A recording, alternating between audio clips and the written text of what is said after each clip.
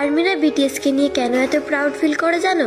যেখানে অন্য কেপপ আইডলরা বলে আমরা নিজেদের যোগ্যতায় সফলতা অর্জন করেছি, এখানে আমাদের ফ্যানদের কোনো অবদান নেই, সেখানে বিটিএসরা যা বলে। আরএম বলেছিল আমি সারা জীবন মনে রাখবো আমাদের সফলতার সবচেয়ে বড় কারণ হচ্ছে আর্মি।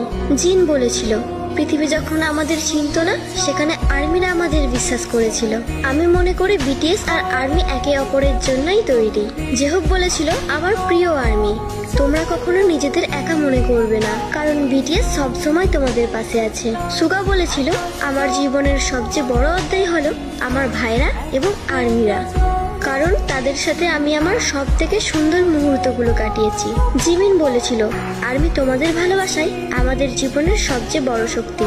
ভি বলেছিল আমরা 7 জন শুধু বিটিএস না, আর্মিরা ছাড়া বিটিএস অসম্পূর্ণ।